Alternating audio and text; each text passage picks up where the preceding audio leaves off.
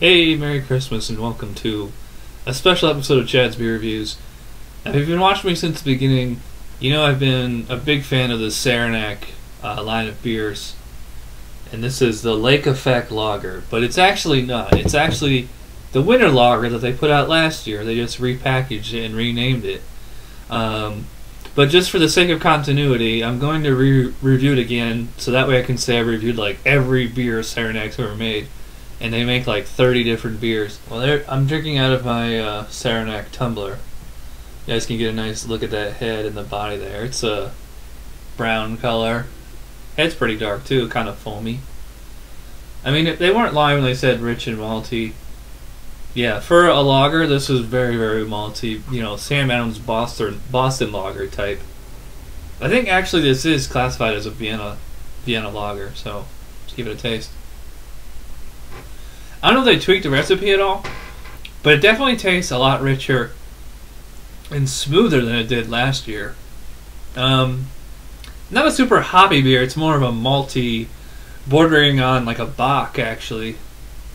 Pretty bready, kind of a sourdough kind of taste to it.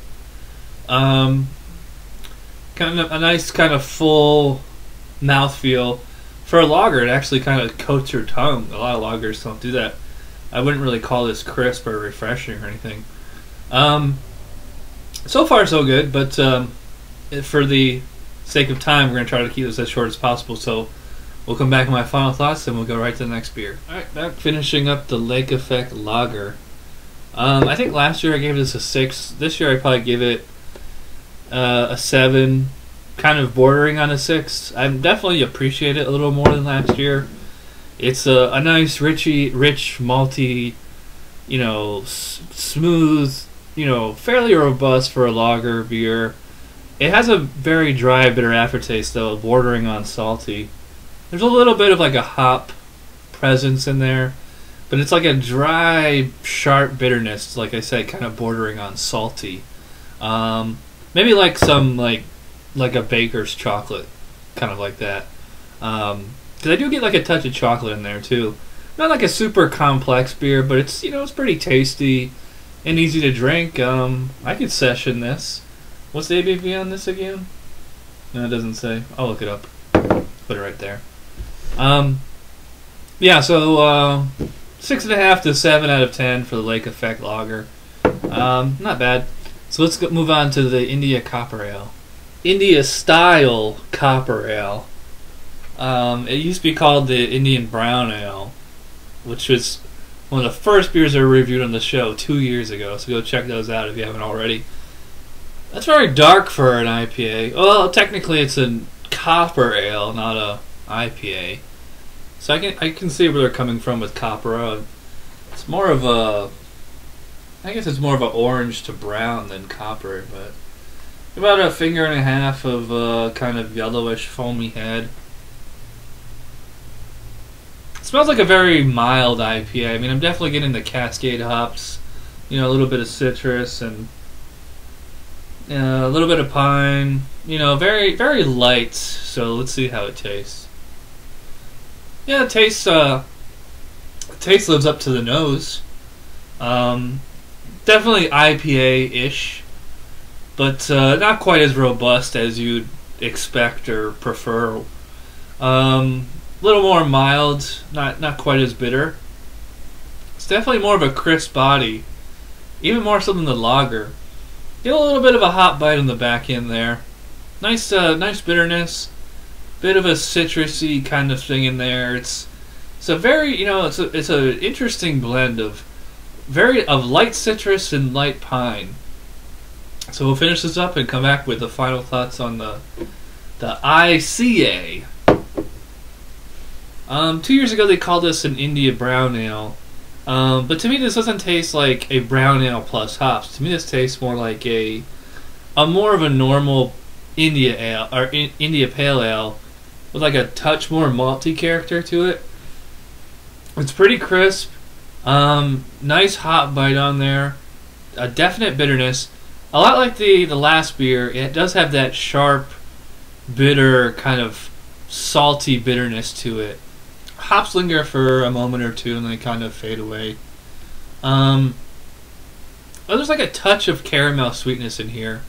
I mean, it's not a super robust beer, but it's, you know, and it's actually only 6% ABV. It doesn't say on the bottle. I look on their website, but yeah, I mean, for a small beer, it actually has a lot of chutzpah to it. You know, I probably would go 8 out of 10 again, or officially, for the India Copper Ale, better known as the India Brown Ale. Yeah, it's not bad. This would probably go great with some spicy food or dinner or whatever. So I got one more bonus beer for you, and we'll wrap this review up. Okay, I got a third bonus beer. This is, again, something I've already reviewed. This is the Bohemian Pilsener. Saranac always likes to spell Pilsner with an extra E. You ever notice that? So, let's just get cracking into this one. If you've been watching me since the beginning, you know I'm not a huge fan of Pilsners. I've started to appreciate them a little more over the last year or so. But, I remember not being really impressed with this beer 2 years ago. Gave it, can't remember, like maybe a C or C+, something like that. Yeah. Not a whole lot going on here. Pretty generic Pilsner. Mild. I probably wouldn't call it bland. It's not like it's watery or, you know, adjuncty or, you know, grainy or anything like that. It's just a mild kind of Pilsner, which I guess is the whole point, you know. Kind of refreshing, kind of crisp. There's an interesting malty component in there, like a really slight breadiness to it. Yeah, so we'll finish this up and come back with my final thoughts on the Bohemian Pilsner. Okay, I'm back finishing the Saranac Bohemian Pilsener. I guess that's how it should be pronounced. It has that extra E in there. Anyways, you know, I actually like this beer a hell of a lot more than I did 2 years ago. Not to the point where I'm going to jump for joy about it or anything. I mean, I think it's still just a good beer. Even got a little bit of lacing on there. That's pretty cool. Drinkability on it is pretty good. It's crisp. I would not call it refreshing. You know, it's not like it's thirst quench or anything. It's just like a nice beer to just throw back. I'd probably have like 1 or 2, and that's about it. Even though it's nice and light, I'm not sure about the ABV.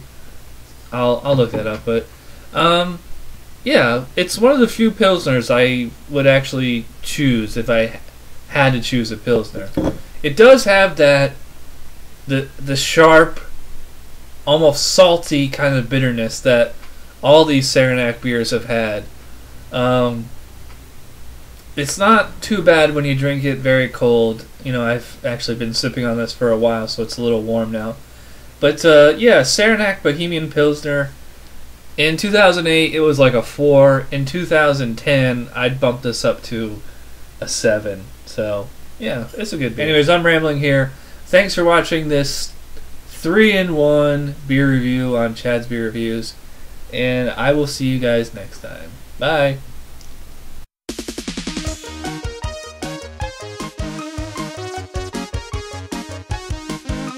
Somebody brewed it, Chad just reviewed it. Thanks for watching Chad's Beer Reviews. Trust me, the next episode will be a lot better.